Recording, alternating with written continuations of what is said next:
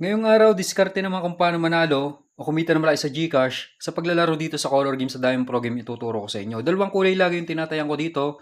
Unang taya ko, 1.5 sa red, 500 naman sa white. So kayo nang bahala kahit anong dalawang kulay yung tayan nyo. So nasa sa inyo na yan kung gusto nyo pantayan taya. Sa akin, mas lamang talaga yung isa. For example, tulad nito, unang taya natin, 1.5 sa red, nag-double, isa naman sa white. So malaki-laking kabig natin noon. So balance natin kanina 7K, 11K na agad yung balance natin. Unang taya pa lang yun. So dito pa rin ako sa dalawang kulay na to. So kayo nang bahala. Pwede naman pantay na taya. Sa akin laging lamang yung isa. For example, 1.5 naman sa white, 500 naman dito sa red. Tayo natin kung tatama. So walang red, pero 1.5 ang taya natin sa white. Kahit isang kulay lang yung nakuha natin, may kabig pa rin tayo 1K. So yan yung kagandahan kapag mas lamang yung taya mo sa isang kulay.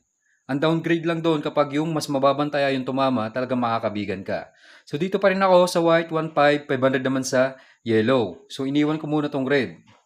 So tingnan natin kung tatama. Mapaabot lang natin ng 15K to, okay na.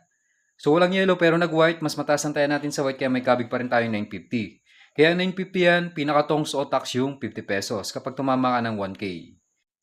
So next round, dito naman ako sa red and yellow. So dito naman ako tataya ng mataas sa red, taya ako ng 1.5, 500 naman dito sa yellow. Tingnan natin kung tatama.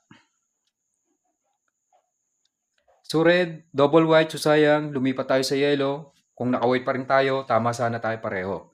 Pero okay lang yun, 1.5 ang taya natin sa red, kaya may kabig pa rin tayo 950. So next round, dito naman ako sa white and yellow. Balik ako dito sa dalawang kulay na to. Mas mataas naman ang taya ako dito sa yellow. 1.5 and then 500 naman dito sa white. So tingnan natin kung tatama. Mapaabot lang natin ng 15K to. Okay na ako. Kakashot ko na tong balance. So ito yung sinasabi kong pinaka-downside niya. Kapag mas mababa yung tumama. So tulad nito, talo yung yellow, 1.5 ang yellow. Tumama is white, 500 lang yung taya natin. Talo tayo doon ng 1K.